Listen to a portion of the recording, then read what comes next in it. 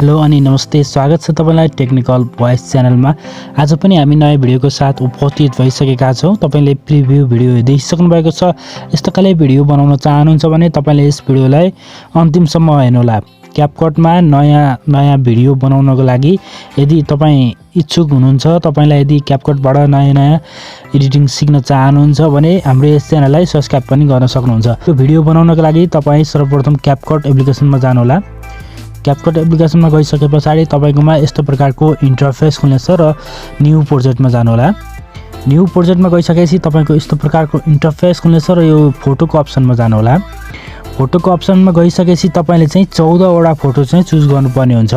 14 वटा फोटो तपाईको साथीको वा तपाईको फोटो चुज गर्न सक्नुहुन्छ र मैले चाहिँ यहाँ 14 वटा मोडलको फोटो चुज गर्न गइरहेको छु। तपाईले आफ्नो साथीको फोटो या तपाईको फोटो युज गर्न सक्नुहुनेछ। 14 वटा फोटो चुज गरिसकेपछि यहाँ 14 नम्बर लेखिसकेको छ र एड बटनमा टच गर्नुहोला। त्यसपछि तपाईकोमा यस्तो प्रकारको इन्टरफेस खुल्नेछ र यहाँ तलपट्टिकोलाई स्क्रोल गर्नुहोला। यहाँ फर्म्याट भन्ने अप्सन रहेको छ, फर्म्याटमा टच गर्नुहोला र 16:9 भन्ने रेसियो रहेको छ, यसलाई टच गरिदिनु होला र यो एरो यतापट्टिको साइडको एरोमा टच गरेर ब्याक आउनुहोला र पहिलो फोटोलाई चुज गर्नुहोला। त्यसपछि चाहिँ यहाँ तलपट्टि स्क्रोल गर्नुहोला। यहाँ तल स्क्रोल गरिसकेपछि तपाईले यहाँ चाहिँ एडिट भन्ने अप्सन रहेको छ, यसलाई टच गर्नुहोला र रोटेट भन्ने अप्सन रहेको छ, यसलाई रोटेट गर्नुहोला। यही टाइममा चाहिँ अर्कोलाई टच गरेर यसरी नै रोटेट गर्नुहोला। यसरी नै सम्पूर्ण फोटोलाई चाहिँ रोटेट गर्नुहोला। सम्पूर्ण फोटोलाई रोटेट गरिसकेपछि हामी चाहिँ अरु प्रोसेसमा जाने छौं। सम्पूर्ण फोटोलाई रोटेट गर्नुहोला। यसरी रोटेट गर्नुहोला। यसरी नै रोटेट गर्नुहोला। यदि तपाईको ब्याक भएमा चाहिँ फेरि फोटो जुन फोटो रोटेट भएको छैन त्यो फोटोलाई टच गर्नुहोला र एडिट भन्ने अप्सनमा जानुहोला र रोटेट गर्नुहोला र अर्को फोटोलाई टच गर्नुहोला, रोटेट गर्नुहोला। यसरी नै सम्पूर्ण फोटोलाई चाहिँ रोटेट गर्न सक्नुहुनेछ।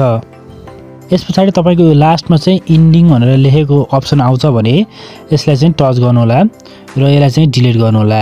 त्यसपछि तपाईकोमा यसरी बन्नेछ र तपाईको यहाँ देख्न सक्नुहुन्छ यो मिलिरहेको छैन, यसलाई चाहिँ मिलाउनु पर्ने हुन्छ। त्यसको लागि चाहिँ पहिलो फोटोलाई टच गर्नुहोला। यदि तपाईको स्क्रिनमा फिट छ भने ठीक छ, नत्र चाहिँ तपाईले दुईटा औंलाको सहायताले जुम गर्नुहोला। जुम गरेर तपाईको स्क्रिनमा फिट गर्नुहोला। यसरी नै सेकेन्ड फोटोलाई जुम गरेर तपाईको स्क्रिनमा फिट गर्नुहोला। जुन फोटो तपाईको मिलिरहेको छैन त्यसलाई चाहिँ स्क्रिनमा फिट गर्नुहोला जुम गरेर। जुम गरेर सबै फोटो मिलाइसकेपछि तपाई सुरुमा आउनु होला।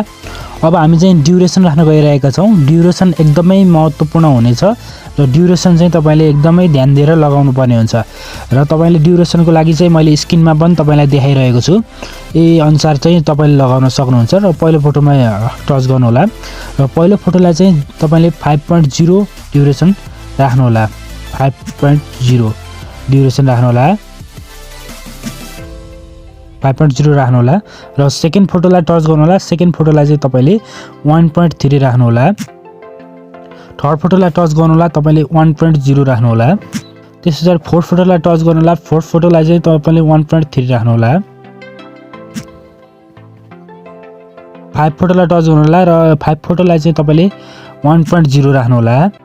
6 फोटोलाई टच गर्नु होला। 6 नम्बर फोटोलाई चाहिँ तपाईले यसलाई चाहिँ 0.7 राख्नु होला।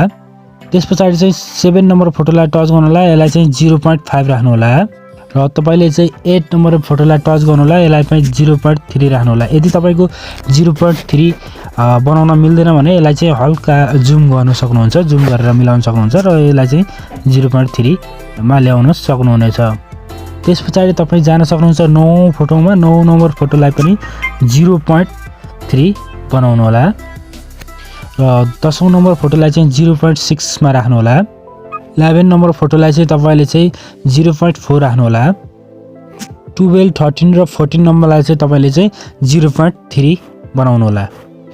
यति गरिसकेपछि तपाईले ड्युरेसन सबै फोटोमा बनिसकेको छ र अब हामी चाहिँ एनिमेसन तर्फ गइरहेका छौं र एनिमेसन पनि मैले स्क्रिनमा दिइरहेको छु त्यही अनुसार लगाउन सक्नुहुन्छ र पहिलो फोटोमा लाइट टच गर्नु होला र एनिमेसन भनेर लेखेको छ यहाँ तलपट्टि एनिमेसनमा जानु होला र हामीले चाहिँ सम्पूर्ण फोटोमा चाहिँ कम्बोको एनिमेसन लगाउने छौं त्यसकारण चाहिँ तपाई कम्बोलाई टच गर्नु होला कम्बोमा टच गरिसकेपछि तपाईले चाहिँ स्क्रल गर्नु होला यतापट्टि साइडमा र तपाईले यहाँ पछाडीपट्टि देख्न सक्नुहुन्छ बाइसेक्ट 2 भनेर लेखेको छ बाइसेक्ट 2 लाई चाहिँ तपाईले पहिलो फोटोमा लगाउनु पर्ने हुन्छ र बाइसेक्ट 2 चाहिँ पहिलो फोटो थर्ड फोटो 5 फोटो र तपाईले चाहिँ 10 11 12 फोटो 13 फोटोमा चाहिँ तपाईले बाइसेक्ट 2 लगाउनु पर्ने हुन्छ र पेन्डुलम 1 चाहिँ तपाईले सेकेन्ड 4 6 7 8 9 र तपाईले चाहिँ 14 नम्बरमा चाहिँ तपाईले पेन्डुलम लगाउनु पर्ने हुन्छ र पहिलो फोटोमा चाहिँ मैले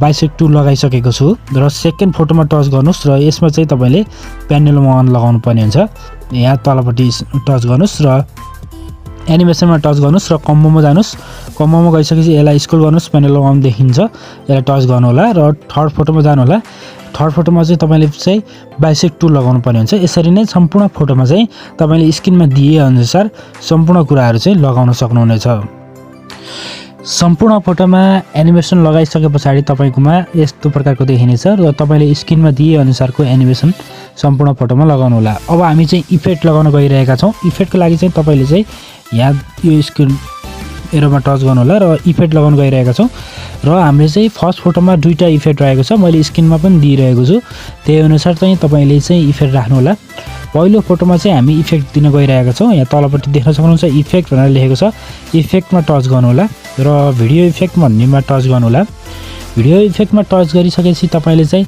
यहाँ देख्न सक्नुहुन्छ धेरै कुराहरु देख्न सक्नुहुन्छ यहाँ पछाडीपट्टि बेसिक भनेर लेखेको छ यहाँ देख्न सक्नुहुन्छ बेसिक भनेर लेखेको छ बेसिकमा जानु होला र तपाईले चाहिँ यो पहिलो सेक भनेर लेखेको छ यो सेक भन्ने अप्सनलाई चाहिँ टच गर्नु होला र यसलाई चाहिँ राइट लगाइदिनु होला राइट लगाइदिनु होला त्यसपछि चाहिँ यो पहिलो फोटो भरि नै बनाउनु होला फर्स्ट फोटो भरि मिलाएर चाहिँ फर्स्ट फोटोसम्म बनाउनु होला र फेरि सुरुमा आउनु होला र यो भिडियो इफेक्ट भन्ने अप्सनमा टच गर्नु होला र तपाईले चाहिँ यहाँ देख्न सक्नुहुन्छ पार्टी भन्ने अप्सन रहेको छ यहाँ पछाडीपट्टि पार्टी भन्ने अप्सनलाई टच गर्नु होला त्यसपछि चाहिँ तपाईले चाहिँ यहाँ ब्ल्याक फ्ल्याश भनेर देख्न सक्नुहुन्छ यहाँ ब्ल्याक फ्ल्याश भनेर लेखेको छ यसलाई चाहिँ टच गर्नु होला यसलाई चाहिँ लगाउनु होला राइट लगाउनु होला र यो पहिलो फोटो भरि मिलाउनु होला यो पहिलो फोटो भरि मिलाउनु होला त्यसपछि चाहिँ हामी सेकेन्ड फोटोमा आउनु होला र हाम्रो चाहिँ जुन फोटोमा चाहिँ पेन्डुलम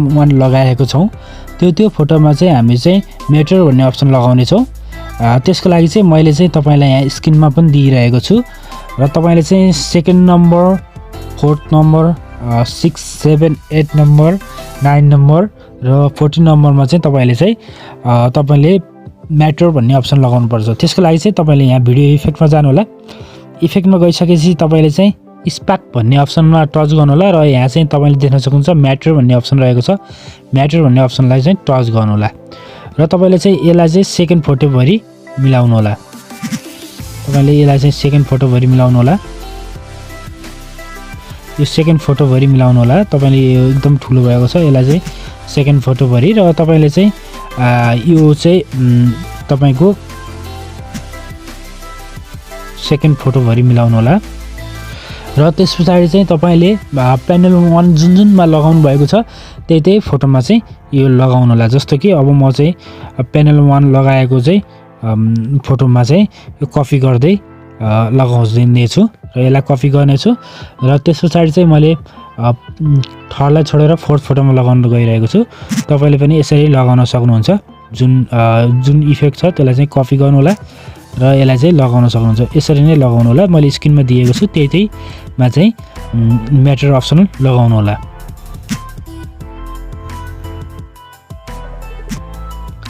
यसरी नै यसलाई 14 नम्बर स्टेपमा पनि तपाईले म्याटर लगाउन सक्नुहुन्छ यसलाई चाहिँ 14 नम्बरमा चाहिँ म्याटर मिलाउनु होला एडजस्ट गर्नु होला यसरी चाहिँ म्याटर चाहिँ पेन्डुलम 1 मा मात्र म्याटर भन्ने इफेक्ट राख्नु होला अरुमा चाहिँ पर्दैन यसरी नै बनाउनु होला अब चाहिँ हाम्रो लगभग काम सकिसकेको छ र यसलाई चाहिँ हामी चाहिँ पहिला हाम्रो मोबाइलमा सेभ गर्छौँ।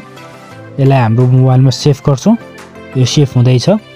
त्यसपछि हामी बाँकी काम गर्नेछौँ, साउन्ड राख्नेछौँ। यदि तपाईँलाई हाम्रो यस भिडियो मन परिरहेको छ भने हाम्रो यस च्यानललाई सब्स्क्राइब गर्न सक्नुहुन्छ र हाम्रो यस भिडियोलाई लाइक गर्न सक्नुहुन्छ र यसलाई डन गर्नुहोला। डन गरिसकेपछि तपाईँले यो न्यू प्रोजेक्टमा टच गर्नुहोला र त्यसपछि यो भिडियो भन्ने अप्सनमा टच गर्नुहोला र भर्खरै हामीले सेभ गरेको यो भिडियो रहेको छ यसलाई चाहिँ टच गर्नुहोला र त्यसपछि चाहिँ तपाईँले एड बटनमा टच गर्नुहोला। त्यसपछि देख्न सक्नुहुन्छ यो भिडियो बनिसकेको छ र तपाईँले चाहिँ यहाँ तलपट्टि देख्न सक्नुहुन्छ यहाँ थुप्रै अप्सन रहेका छन् र तपाईँले यहाँ चाहिँ सर्वप्रथम सुरुमा चाहिँ तपाईँ फर्मेटमा आउनुहोला। फर्मेटमा आएर 9:16 भन्ने अप्सन रहेको छ यसलाई चाहिँ टच गर्नुहोला। यसलाई टच गरिसकेपछि यसलाई यो एरोलाई टच गर्नुहोला र ब्याक आउनुहोला र तपाईँले यो लास्टमा देख्न सक्नुहुन्छ यो इन्डिङ भन्ने पास्ट रहेको छ यसलाई चाहिँ टच गर्नुहोला। यो डिलिटको अप्सनमा टच गर्नुहोला र यसलाई डिलिट गर्नुहोला र तपाईँले यो भिडियोलाई टच गर्नुहोला र यसलाई हल्का स्क्रोल गर्नुहोला। स्क्रोल गरिसकेपछि तपाईँको यहाँ एडिट भन्ने अप्सन रहेको छ यसलाई टच गर्नुहोला।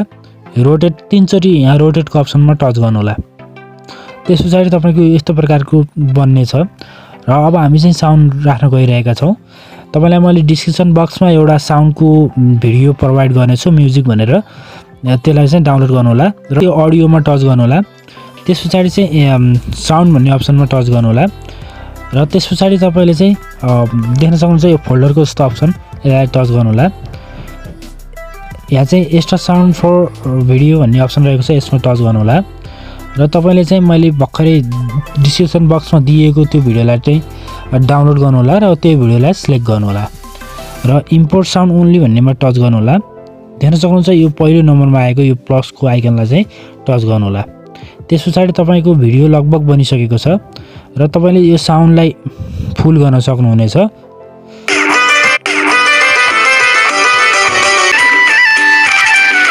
सक्नुहुन्छ यति राम्रो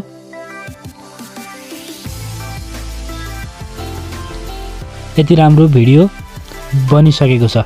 यसलाई तपाईँले यो मोबाइलमा सेभ गर्नुहोला। सेभ गरिसकेपछि तपाईँको मोबाइलमा सेभ हुनेछ र यसलाई चाहिँ तपाईँले टिकटकमा युज गर्न सक्नुहुनेछ। तपाईँलाई आजको यस भिडियो कस्तो लाग्यो सुझाव सल्लाह प्रतिक्रिया दिन नभुल्नुहोला।